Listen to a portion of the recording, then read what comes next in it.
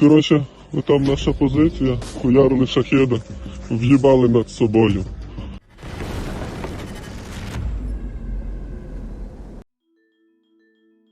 Nearly half of Russian refineries have been hit. Fuel exports are crashing, and the Kremlin can't stop it, writes The Economist.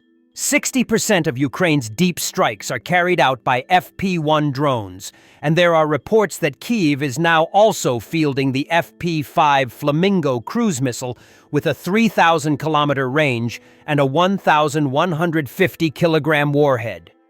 Ukraine's deep strike campaign has entered a new and more punishing phase, with waves of drones and long-range missiles striking deep into Russia's oil infrastructure. In recent weeks, the tempo of attacks has surged from isolated hits to near-daily raids, igniting fires across refineries, pumping stations, and export terminals that feed the Kremlin's war machine. The newest wave has targeted facilities once thought unreachable: a refinery complex in Bashkortostan, a pumping station in Chuvashia, nearly 1,000 kilometers inside Russia, and the Yaroslavl refinery north of Moscow. Even the key oil export terminal at Novorossiysk on the Black Sea has come under repeated assault. Russia officially downplays the strikes, often describing them as technical malfunctions, but satellite images and local reports tell another story, of explosions, flames, and crippled production lines. Western analysts now estimate that up to 40% of Russia's refining capacity has been affected, though not all sites are completely disabled at once. Diesel exports have dropped by nearly a third compared to last year, driving up wholesale prices and forcing Moscow to extend its export bans on petrol and diesel through the end of the year. Inside Russia, fuel shortages have triggered long lines at filling stations from the Volga region to Siberia, while in occupied Crimea, rationing has already been imposed. Ukraine's success is built on an evolving arsenal of unmanned systems. The FP-1 Firepoint drone, small, resilient, and relatively cheap at around $55,000 each, now accounts for most deep strikes. Produced at industrial scale, around 100 per day, these drones can fly 1,500 kilometers and carry warheads up to 120 kilograms. They are joined by heavier Liu-T drones with ranges of 2,000 kilometers and a new cruise missile, the FP-5 Flamingo, capable of reaching 3,000 kilometers with a warhead exceeding 1 ton. This growing family of precision systems allows Ukraine to keep pressure on Russia's fuel lifelines, overwhelming its fragmented air defenses. For the Kremlin, the consequences go beyond the immediate damage. Fuel exports are a vital source of revenue for Russia's war effort, and each burning refinery weakens the financial base that sustains it. Repair teams are overstretched, spare parts are scarce, and Russia's once-layered air defense network is showing the strain of 2.5 years of constant combat. While these strikes are unlikely to bring Russia's economy to collapse overnight, they are reshaping the strategic map of the war. The front line no longer runs only through the fields of Donbass or the steppes of Zaporizhia. It now cuts through the industrial heart of Russia itself. As Ukrainian engineers and drone operators push further, the sound of buzzing engines over Russian skies has become a symbol of how modern warfare is changing, and how the hunter has learned to strike far beyond the battlefield. That's where it's burning, and here we're shooting them down. One of the Dronopad crews showed the behind-the-scenes of their anti-Shahed work. They took down 3 Shaheds in one night. One of the downed drones crashed right next to them. Коротше, отам наша позиція, хуярили шахеда, в'їбали над собою. Як ми його в'їбали трохи далеко, він, а отут наша позиція, а він долетів, блядь, до нас, підер. А ми там з того буса працюємо, дронопадівського. Охуєнно, да? Ще одне відео, коли він там горить.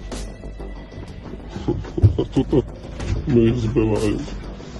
Ми підбили шахет, пройшов він над деревами, пройшовся ось ошмьотки, вон там розрив, і ось розрив його.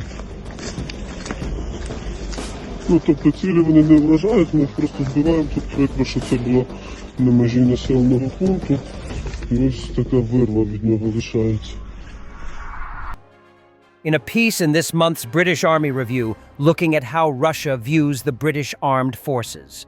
This view is historically consistent and combines respect for its professionalism, concern about its ability to deploy force globally, a perception of cunning, and a tendency to rely on allies.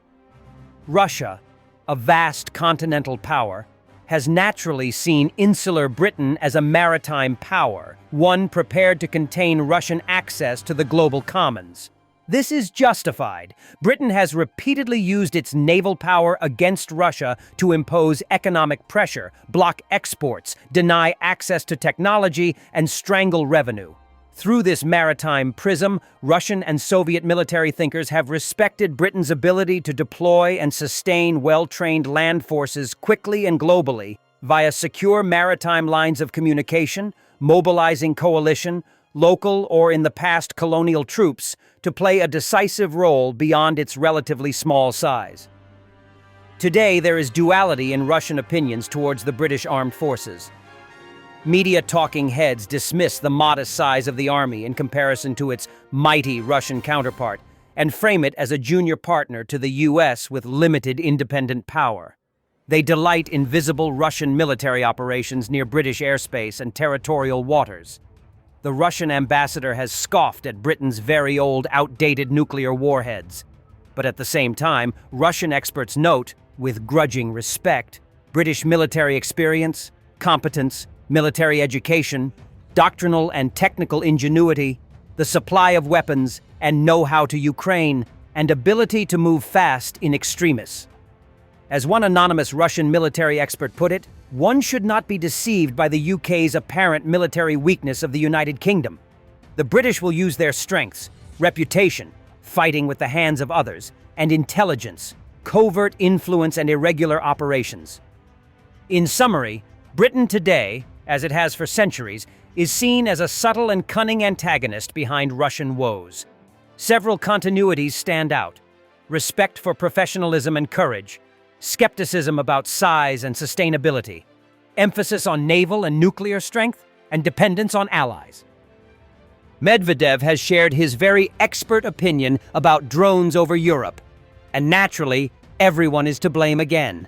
Banderites, secret services, hooligans, and perhaps the aliens themselves. All versions are equally valid, because for the deputy chairman of Russia's Security Council, when imagination knows no bounds, logic isn't needed. Sobriety, apparently, isn't either. European cities have been hit by an epidemic of UFD, or unidentified flying drones.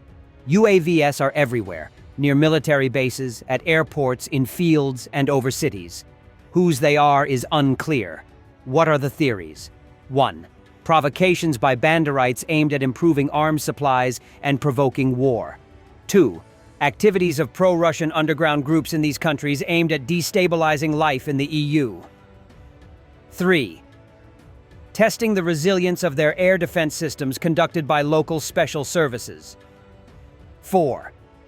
Local hooligans playing around with mischievous intentions. 5. Direct drone deployment from Russia. Which theories are plausible? The first is quite likely, although the path of a typical UAV can usually be tracked. A lot of senseless Ukro avoiders live in Europe. Launching drones in Europe is safer than on the front line. The second theory is theoretically possible but still doubtful. People sympathetic to our country will not waste their resources in vain by coming out of the underground. Our agents and moles are waiting for a separate command. The third explanation. Yes, special services and national armed forces must check their readiness to repel UAV attacks. This theory is workable. The fourth theory. Of course, local idlers can fool around by launching drones. Why not annoy their bureaucrats? A good way. The fifth theory was quite extensively commented on during the Valdai discussions by the President of Russia. There is nothing to add here, and his words also correlate with the fourth theory. In fact, the causes of this panic around Russian drones could be any of the reasons given or a combination of them. The main thing is that the short-sighted Europeans feel on their own skin what the danger of war is. that they fear and tremble like stupid animals in a herd being driven to the slaughter, that they soil themselves with fear, anticipating their near and painful end. Maybe then they will understand what war is, and tear the heads off their freaks like Merz and Macron, who make money and political points on blood. Thanks for watching, and don't forget to subscribe. Also, if you want to support Warthog Defense, please become our member and get early access to new videos, exclusive members-only videos, and become administrator in comments section. The membership link is in the description. Rescues